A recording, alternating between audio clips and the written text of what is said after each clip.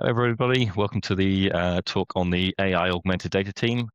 This is a recorded version of the talk that I gave at Data Decoded in London Olympia and at Data Bristol as well. This initially was a talk that I gave with Paul Johnson, who is our technical officer at Snap Labs, but unfortunately he can't be here to make this one today, so I will be doing his bit as well.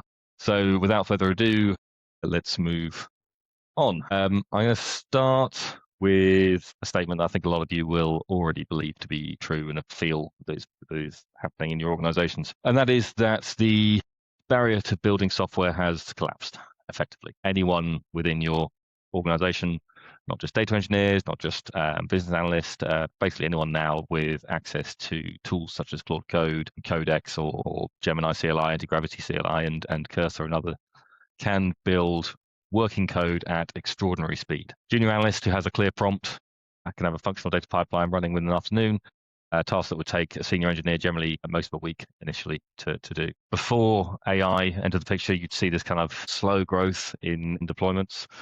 This, by the way, is just an illustrative example. This isn't hard data under this particular graph, but we are starting to see, and you can see it if you actually look into the GitHub pushes, that curve go exponential.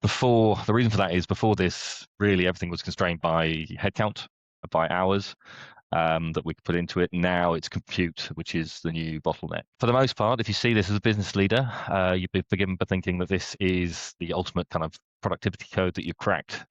Suddenly we can produce loads and loads and loads of code at the same, for less cost, and we can start to create a world in which we have an abundance of software meeting every niche. But with this comes massive risk and massive opportunity for hidden cost. I'm going to invoke now 19th century economist William Stanley Jevons. For those who haven't heard of the Jevons paradox, this is the idea that Jevons was someone who looked at steam engines and posited, everyone at least wondered, that when steam engines got more efficient, would the demand for coal go down because they use less coal? What actually happened was exactly the opposite. The demand for the coal skyrocketed because suddenly working with the steam engines became cheaper and faster, and so people could do more work with less inputs and for less cost. Software is going to be no different, and we are already starting to see that. As the AI lowers that barrier to writing code, you don't just build the same things faster, you build exponentially more things. Suddenly, every team in your organization is going to want bespoke tooling. They're going to know every workflow becomes a candidate for automation. Every department has an idea for an app. These are things which, if they're not starting to come now, once people become aware of the new reality of what's possible, they will start to ask for these things, and we will be able to produce responses to those very quickly. I do not see this as a big issue, frankly, for software engineers. I think that the demand for the software engineers and for software is going to increase. Really, it comes to the point now where previously, if we could look at a client's top 25 list of priorities, basically we would be able to knock off the top 3 for a given cost. Now we'd be able to go a lot further down that list, and also, as I said a minute ago, as people realize what is possible, that list will grow as well, and so the number of things that are needed or wanted or suddenly makes sense to do as a business case becomes massively longer, and we can do more of them, which is really exciting. What this does, though, is to propose and present even an oversight gap, really. As that volume of software expands and gets faster and faster, and anyone in your organization can do it, the amount of code that we need to govern and assess the risk of and understand how we manage it within a business environment changes significantly. So, okay, enter AI slop at enterprise scale. AI slop is something you'll probably be aware of if you've seen all the memes and the pictures and the videos even that it creates, maybe articles and things. Before you start to get offended on behalf of the AI tools, I'm not saying that the code that they make doesn't work. It often works very, very well. It's just that working code and code that is governable even are two very, very different things within a business setting. Really, AI slop is what you end up with when you've got people who are working on your code base who don't necessarily know exactly what questions and things they need to be thinking about with regards to data engineering and your data governance. And you end up with basically transformations that work. They kind of get to a point where they actually come to a success, but they don't really follow back to a business rule or a business use case that anyone can necessarily understand if not prompted correctly. You end up with models that nobody can validate, no one can really understand whether the outputs make sense or not. Pipelines that no one can explain to an auditor. I think that's a very, very big one, really, is if you've got, depending on how you set up your AI agents and things, if you have AIs writing code or creating pipelines, sometimes you would have an AI as part of that loop. Some people might build it in that way. And actually, if you have an AI as part of the loop who transforms the data as part of the pipeline, suddenly you've got a black box there because the AI is essentially probabilistic. You'll get a slightly different output each time. It's not deterministic in the way that a Python script or a SQL script is, where you can understand exactly what's happening each time. And also then architectures that, satisfy the particular prompt that you've given it. Again, they work technically, but they might break regulation if you're not dealing with expertise that happens to know the specifics of compliance within your region and where you operate. Some of this might sound familiar because in truth, I think a lot of you will have people in your organizations which are doing this right now. You'll have big examples of what I guess we call the shadow AI risk, the shadow IT risk, whereby the power of these systems is so strong that the desire to use them to make yourself look good by basically producing and appearing much more productive is going to be too strong for people to resist, and they may not be using it in a way which is safe, which is compliant and governable, navigable, auditable by your company. Okay, speed without governance then is a critical liability. This is similar to the last slide, but basically, we have a generated pipeline that we can't trace. There's no auditability within it. We might have then generated code that has no business logic or no business logic when we trace back to it because we haven't spent the time with the clients or your business stakeholders doing the business analysis. You might have a generated agent that then is brittle under failure, meaning that if something goes wrong, it can't necessarily then recover from that because it doesn't understand its environment in the way that an engineer would. What I would say is all these things, they are fixable with the right structures around them. So effectively, the AIs do not inherently know any of this stuff and know how to navigate it. They can do it, but they need to have structure placed around them to help them to do it. And this is what part of the new sort of governance looks like. The temptation here is to have your entire stack AI generated, and effectively that can be highly productive, but your liability really scales with that productivity. Okay, where does this leave us then? The winners think before they build. The organizations that extract the most value from AI are not the ones that are going to build fastest, not the ones that are going to just go off and have a completely decentralized approach to building and allow each team to go off and do exactly what they want to do with the AIs. To be clear, I'm not someone who is I'm not someone who generally prefers centralization. I don't. I actually prefer federated approaches for the most part, but that federation is not a complete and utter free-for-all when it comes to deploying these things, which is what we'll get onto in a moment. Basically, the fundamental shift is this. Software engineering is no longer about just writing code. It is a discipline in managing an increasing level of complexity. It's always been about that for senior engineers, is the truth. But that level of complexity is growing. And so how we navigate that and how we manage the complexity is more important than ever. And what we're doing about it and the way that we approach it is changing as well.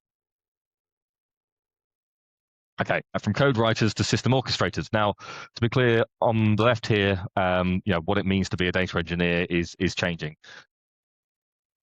What really we're looking at, and for the most part, is on the left, we've got what we're calling legacy coder. In this case, this was written by AI, as you might imagine, by the way. Legacy coder is not necessarily the phrasing that I would want to use, and it might be a bit offensive to some people who don't consider themselves legacy coders. But in truth, unless you're working at the absolute bleeding edge of development now, it is highly likely that the AIs, given the right context, can write and adapt the boilerplate syntax, can generate these lines of code, can operate effectively within an isolated scope, and basically can debug much more effectively than your engineers can, and certainly much more quickly than your engineers can if steered in the right way. This really is what now, this left-hand column, what the AIs can already do. And to be clear, they can do some of what's in the right-hand column as well, but they are most effective at the left-hand column at the moment. really that becomes absorbed by AI. The human value now lives in this right-hand column. And so we move from data engineers and engineers in general who are coders, who write code and deploy code into people who are basically orchestrators of the systems. And their focus becomes complex orchestration, resilient architecture is the goal, what they want to end up with. Scope is broad enterprise governance, and the response to failure is no longer this manual debugging. It is now a high-level system design change, i.e. how do we actually approach this in a systematic fashion such that the fixes that we apply here also fix things outside of this particular scope that we're looking at. Again, to be clear, senior engineers have already been occupying this space. This is not new, but we need to get to a point where actually we, as I said previously, we are going to see, I think, an explosion in requirements for data projects, for software in general, and we need to get to a point where we don't just have senior engineers operating this system orchestrator place, but actually we have junior engineers being able to occupy parts of it as well, inevitably smaller parts, but without the kind of big background in training that senior engineers have had when it comes to getting nitty gritty and into the details with Python scripts with particular ecosystems.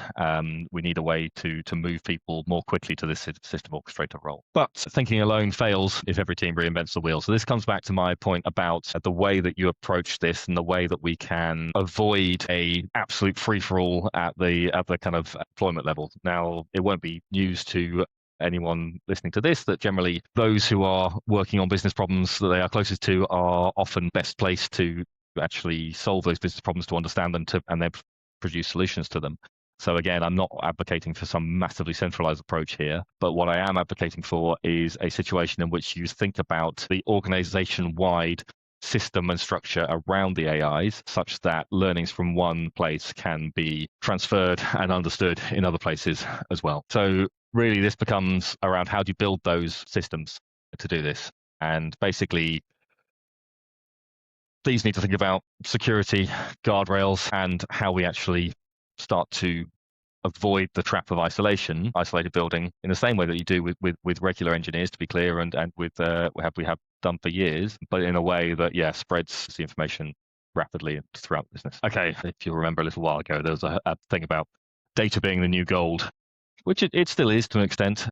I've got a slightly less snappy title that I'm trying to land, and that is that highly relevant structured data, a structured context even is the new gold in this case when it comes to actually sharing this with the AIs. I think one of the big things that people don't necessarily often realize yet is that it's always been beneficial for us to be able to codify what we've been doing and to build a documented library of business processes and the way that we approach tasks when it comes to engineering, when it comes to all sorts of things really. But the usefulness of that library is limited by a human's ability to go through, understand it, synthesize all the information, and then apply it. That limitation is largely gone now with the AIs, with the rate at which the AIs can consume and use and consolidate, summarize all these information into one, and to build a kind of a mental model if you've got enough context, big enough context window. So what we're looking at here is suddenly now within the left-hand side of this diagram, you've got the AI agents and you've got the human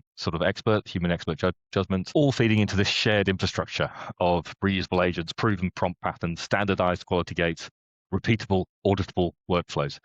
The really mad thing is that, frankly, what this looks like is a big library of Markdown files. And those Markdown files are essentially a set of agents, some skills, and general context files will always be read. What we're trying to achieve here is to get your most expert human's judgment distilled into this library of files, such that suddenly, instead of just people who are near them, i.e. on their team, your most valuable people being anyone that happens to be close to them benefiting from that, actually the whole organization can benefit from their judgment and from their expertise.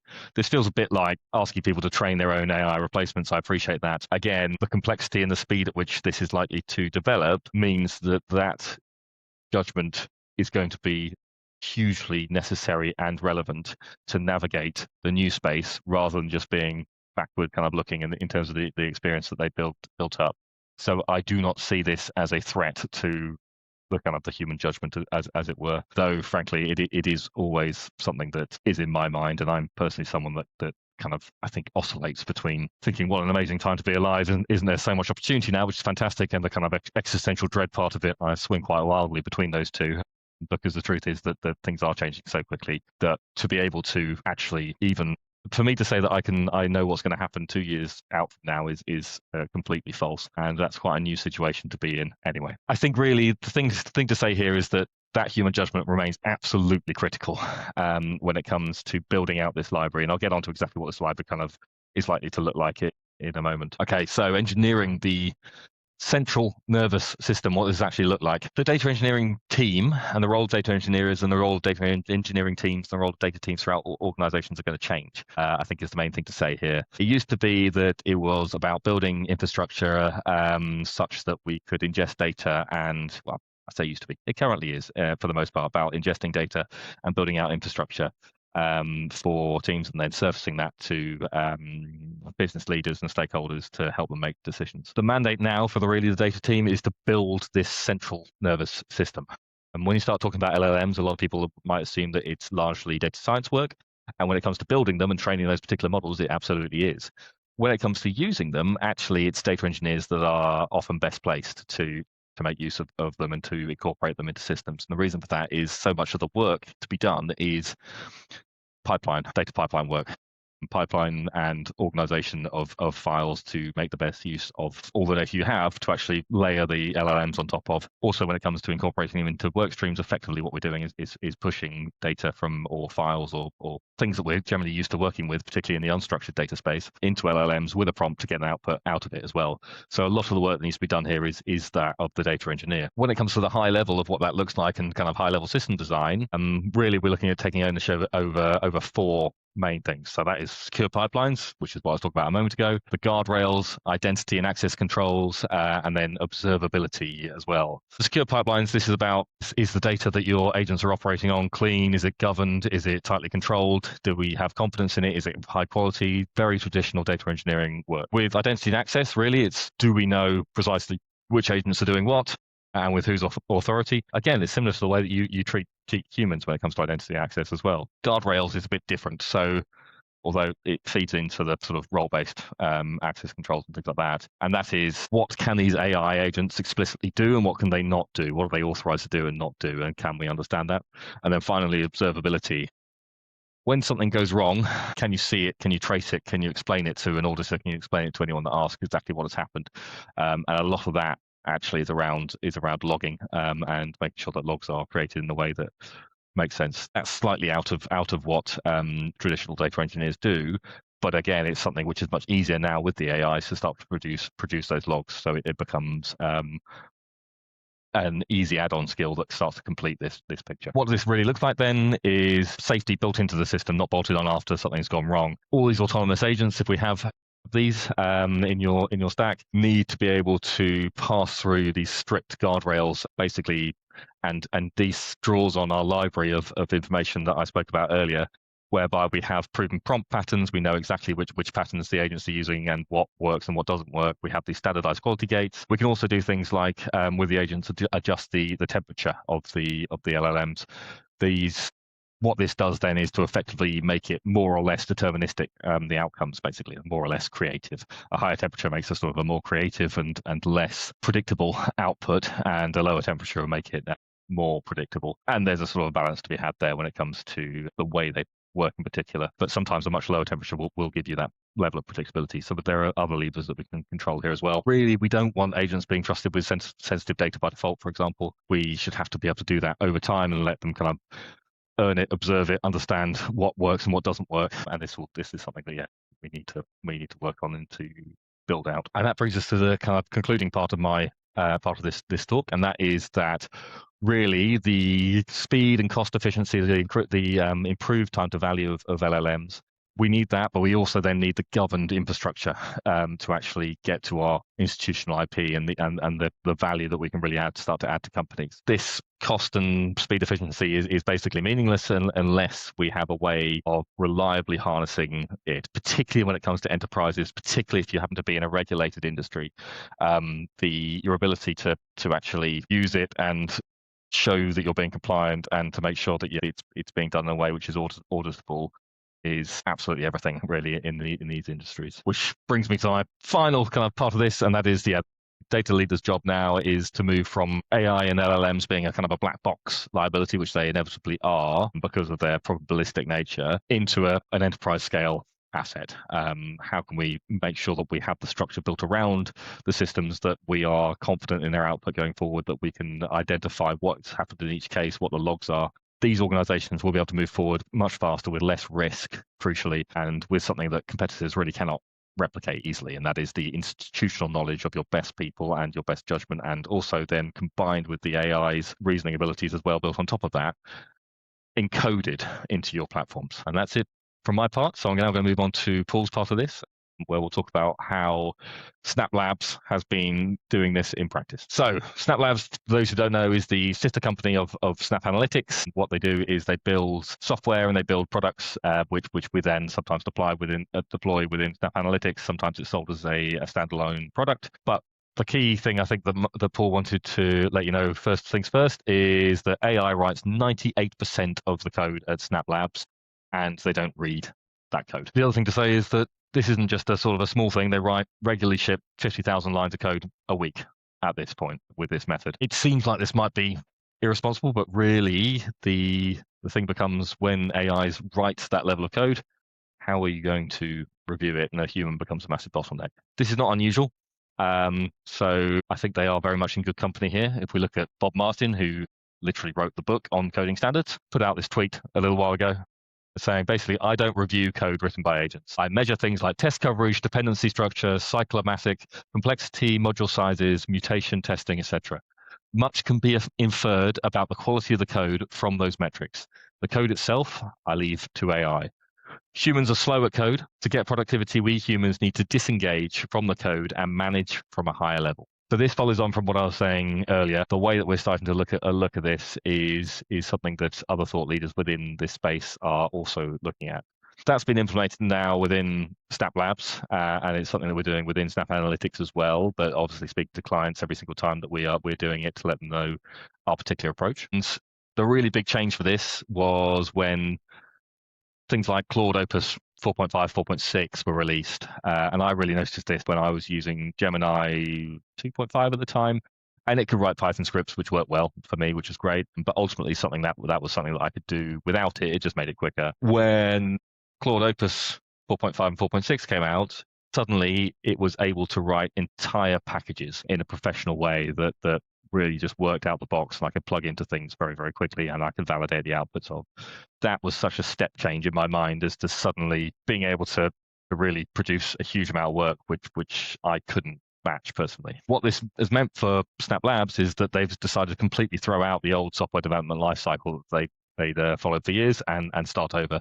Like I said, the big thing here is when AI is producing so much code for you, how do you get humans to then review that code without being a massive, massive bottleneck and slowing things down significantly? And the truth is that, yeah, they don't. They have AIs reviewing the code, and we'll get on to how they test it in just a moment. Bit of context first.